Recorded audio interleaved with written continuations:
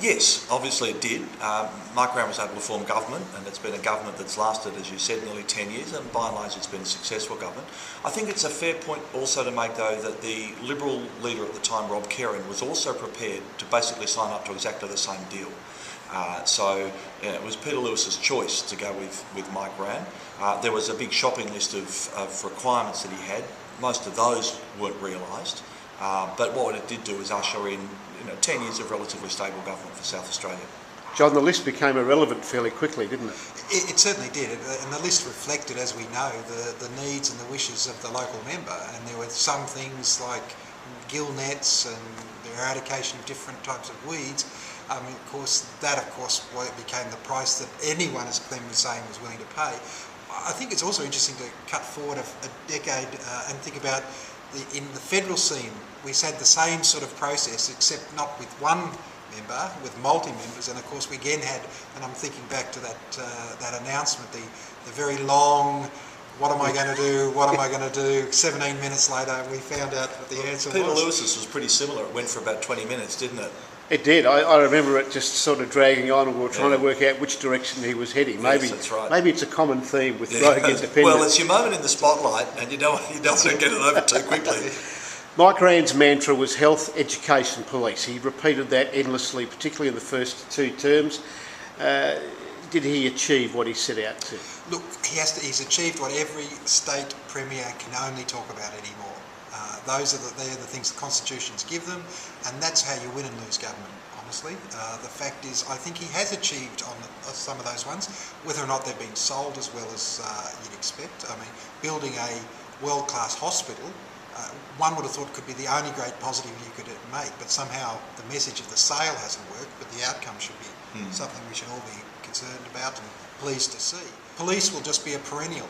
I think everyone will talk about police. It's the law and order question. It's what state governments do. The rhetoric's been high, but I think I'm right in saying some of the significant crime statistics have actually fallen over the last 10 years too. So, you might well get an argument that he has made a difference there, but the way in which it's being played politically, he hasn't changed that record really at all. When I say that record, I meant that sort of regular repeating of the mantra of law and order. Did that start to wear thin? Is that one of the reasons, do you think, people switched off in around about 2009? Did he over-egg that? I think there are other factors myself.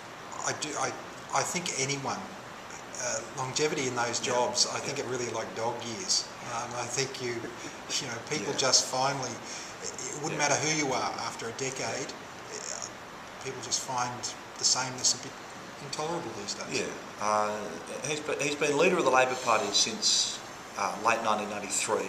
Hang on a minute, we can cut this, can't we? Since early 94. It was early 1994, thank you. He's been leader of the Labor Party since 1994. That's 17, 18 years of one person leading that party. Inevitably, as John says, people begin to tire of the same voice and the same messages. But I think the decline in his standing in the polls, he went from being one of the highest ranked premiers in Australia to back with pretty poor polling now. I think there are other factors that account for that, and really the love affair that the voters of South Australia had with Mike Brown was beginning to... So was it the Chanteloy's whack, if you like, or was it his response to that caused the sudden turnaround? Look, I think that brought a lot of things to a head. I got a feeling the response was not great, but I'm trying to think what is a good response to those sort of allegations. I think what you have to do is stand with your dignity and try what you can. It's a very, when we just see it in the United States, it's not a common thing in Australian politics that the personal life becomes part of the story. I don't think there's any politician in Australia who would know how to deal with those sort of allegations. No, it was the combination of the two, I think, that really began to shift public mood. But I've no doubt the way in which he responded to it just compounded what people were beginning to sort of feel, that the government was more about spin and message at the second half of the second government, between about 2009, early 2010, and the substance that we saw in some of the early years of the government. I think it was a sharper, tighter, more focused government in the early years, and that had become... Well, as he walks tonight, what's different about politics in South Australia in 2011 compared to when he took government 9.5 years ago? I think the state's more confident itself, and I say that notwithstanding the state of the finances at the moment. I don't think there's a state government in the country, that perhaps in Western Australia, that was going to ride out the global financial crisis with no consequences for its own domestic budget. It's changed the GST revenues and so on. So there's clearly some worries over the short-term economic position. But Labor's re-established itself as an economic manager under Ran and Kevin Foley principally as Treasurer. I think there is a degree of confidence. Now, I think that's because something had to be done. I think the Ran legacy is probably facing up to some structural problems in the economy, and I think there is a much more outward looking rather than they stole our Grand Prix. On a personal basis, what's your lasting memory of Mike Ran, the man?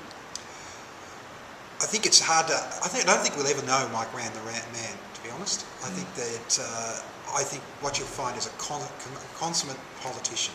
This is someone who we all remember in opposition stood there with cardboard cutouts to remind how small the Labor Party was in government.